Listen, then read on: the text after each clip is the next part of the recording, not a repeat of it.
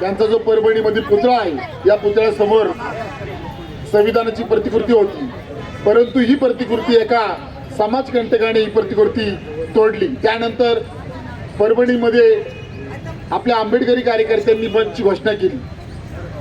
या दरम्यान तीव्र आंदोलन झालं, परंतु याच दरम्यान तीव्र आंदोलन करत असताना तीव्र आंदोलन झाल्यानंतर परभणीमध्ये दलित वस्त्यामध्ये घुसून, आंबेडकरी वस्त्यामध्ये घुसून काही ठिकाणी कोम्बिंग ऑपरेशन झालं.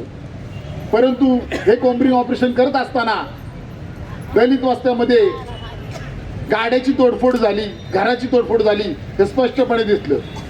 त्यानंतर त्याच दरम्यान वत्सला मानवते यांना रिंगण करून पोलिसांनी मारहाण केली, हा स्पष्टपणे व्हिडिओ सोशल मीडियाच्या माध्यमातून दिसत आहे.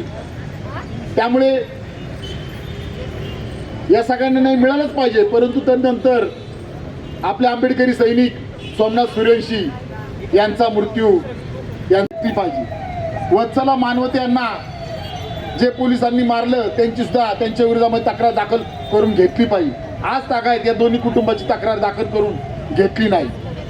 त्यामुळे आपली प्रथम मागणी आहे की दोन्ही तक्रार दाखल करून घेतल्या पाहिजे. तिसरी मागणी आहे की आमची सुशिक्षित मुलं आहेत, या सुशिक्षित मुलांचं सर्व गुन्हे माघारी घेतले पाहिजे. कारण जी मुलं आंदोलनात पण नव्हती, कुठेच नव्हती, विनाकारण त्यांचं आयुष्य सुशिक्षित असताना बर्बाद होईल असे गुन्हे दाखल केल्यानंतर, त्यामुळे हे गुन्हे माननीय मुख्यमंत्री साहेबांनी त्वरित काढून घ्यावे हे आम्ही आपल्या माध्यमातून सरकारला विनंती करत आहे.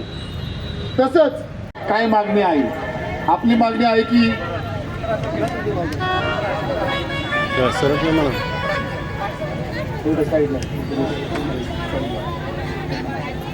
इकडे कस्टडीमध्ये झालं हे सगळ्यांना माहीतच आहे.